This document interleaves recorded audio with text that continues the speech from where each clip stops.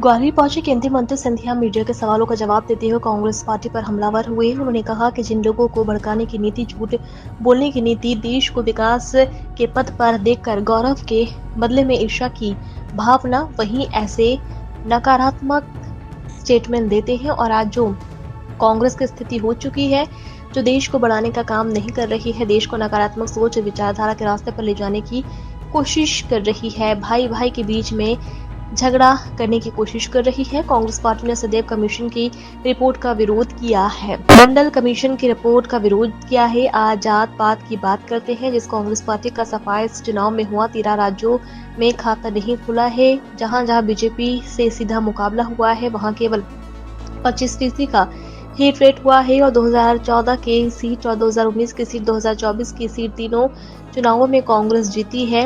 उनको भी आप इकट्ठा कर लो। वर्तमान भारतीय जनता पार्टी के 2024 के चुनाव में जो 240 सीटें मिली है, उस आंकड़े तक भी नहीं पहुंच पाई है।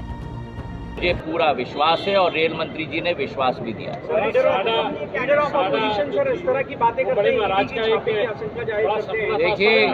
देखिए, जिन लोगों को भटकाने की नीति है,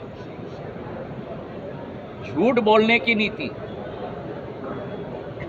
देश को विकास के पथ पर देखकर गौरव के बदले में ईर्ष्या की भावना है, वही ऐसे नकारात्मक स्टेटमेंट्स देते हैं। और आज जो कांग्रेस की स्थिति हो चुकी है, जो देश को बढ़ाने का काम नहीं, लेकिन देश को नकारात्मक सोच और विचारधारा के रास्ते पे ले जाने की कोशिश कर रही है,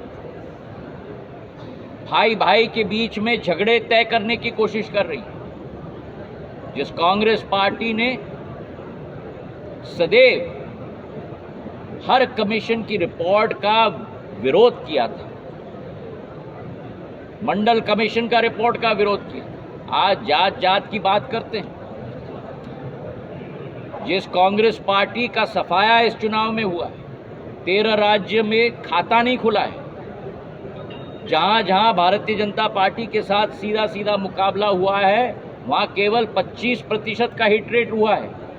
और 2014 की सीट हम ले लें, 2019 की सीट ले लें, 2024 की सीट ले लें, जितने सीटें इन तीनों चुनाव में कांग्रेस जीती है, उनको भी आप इकट्ठा कर लो तो वर्तमान भारतीय जनता पार्टी के 2024 के चुनाव में जो 240 सीटें मिली हैं, उस आंकड़े तक भी नहीं पहुंच पा रही है कांग्रेस।